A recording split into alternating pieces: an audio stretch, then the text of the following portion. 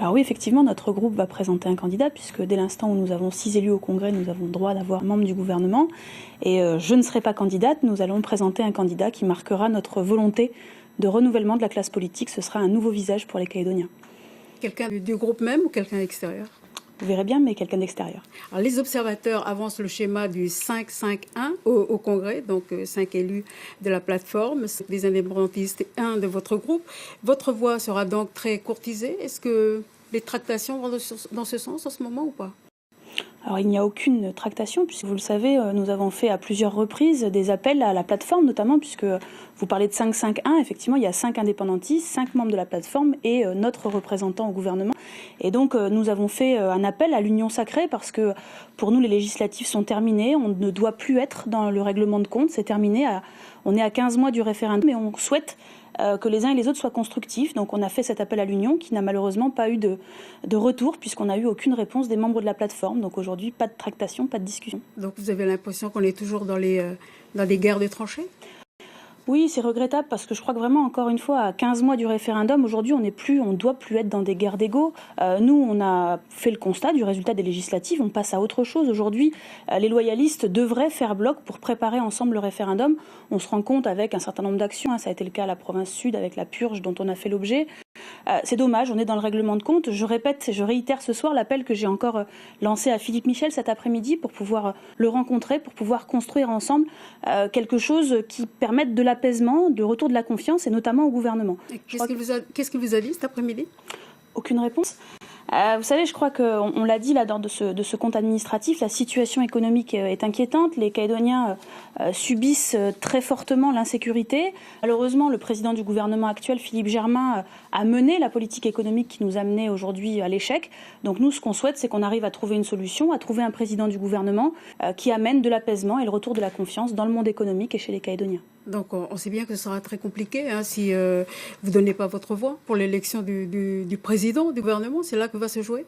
Alors je répète que nous, d'abord on est candidat, on n'est pas candidat à la présidence, on ne souhaite pas avoir la présidence du gouvernement. On considère que les membres de la plateforme sont 5, donc c'est légitime que ce soit un membre de la plateforme qui prenne la présidence du gouvernement. Simplement, on considère que Philippe Germain, qui est un candidat, qui est un président qui a opposé les uns aux autres, les rouleurs, les syndicats aux patrons, les industriels face aux commerçants, n'est pas qualifié pour occuper ce poste, n'est plus qualifié. Il a amené l'économie actuelle là où elle en est, et donc on souhaite que les gens de la plateforme nous proposent un candidat qui amène de l'apaisement, de la confiance. On en a besoin à l'approche du référendum.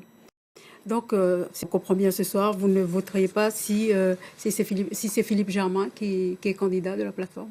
Alors, c'est pas une question de faire personne, c'est une question de la manière dont les choses sont menées. Encore une fois, on ne peut pas avoir si proche de l'échéance, encore une fois, des conflits dans le monde économique, une situation en matière d'insécurité qui n'est pas réglée. Je rappelle que la délinquance mineure, c'est une compétence du gouvernement. C'était au président du gouvernement de s'en occuper, l'alcool également, et rien n'a été fait. Je crois que maintenant, il faut passer à quelqu'un qui prendra réellement les choses. Aujourd'hui, votre groupe au Congrès, les Républicains calédoniens, demande officiellement un rendez-vous avec la plateforme loyaliste. C'est une nouvelle tentative pour rejoindre peut-être cette plateforme? Alors la rejoindre, a priori, on a eu une fin de non-recevoir. Par contre, exiger certaines choses de la part du prochain président du gouvernement, oui. Entre ses fonctions dans le privé, Isabelle Lafleur, et les mandats politiques, est-ce qu'il n'y a pas risque de conflit d'intérêts? Alors, ça pourrait, effectivement, mais j'ai renoncé à m'occuper complètement des sociétés. Vous savez, j'ai un frère qui travaille très bien dans le groupe, qui s'occupe de ça, et je suis tenue au courant par la force des choses, mais je refuse de m'y impliquer. J'ai refusé toutes les commissions d'appel d'offres de tout ce qu'on aurait pu avoir, et à la province, et dans les établissements publics où j'aurais pu assister. Mais vous ne gérez plus du tout au quotidien ces entreprises? Non. Je ne veux pas mêler les deux. C'est pas possible. On ne peut pas faire les deux bien. Cette plateforme, elle aurait dû se faire avant ou après. Mais elle s'est faite entre les deux tours. Vos propos, ce qui est bien un repêchage. On les entend, mais est-ce qu'il n'y a pas un goût de revanche finalement, parce que vous n'êtes pas dans cette plateforme? On n'est pas dans cette plateforme, je le comprends. Je crois que Sonia Baquès a envoyé plusieurs courriers pour y avoir accès. Maintenant, cette plateforme, elle ne peut être rejointe que si elle est en accord avec ce qu'on pense nous réellement. Et le développement de la Calédonie est complètement oublié, et je crois que finalement, moi je ne regrette pas de ne pas y être, parce que je suis fidèle à des convictions, à des idées pas à des hommes.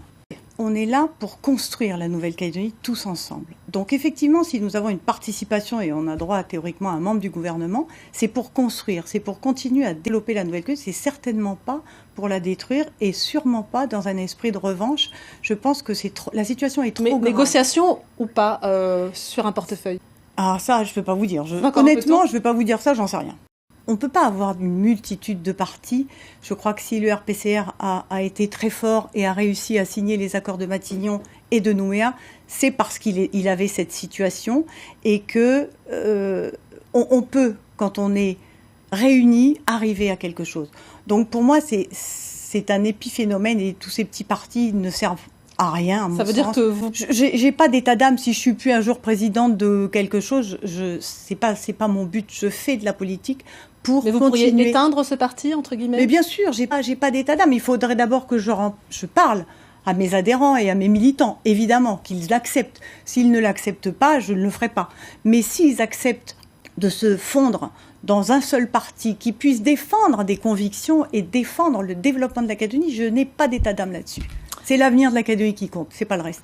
Mais je soutiens toutes les initiatives qui permettront à la Calédonie de se développer, mais pas des initiatives du genre je sauve un poste par-ci, je sauve un poste par-là, ça n'apporte rien.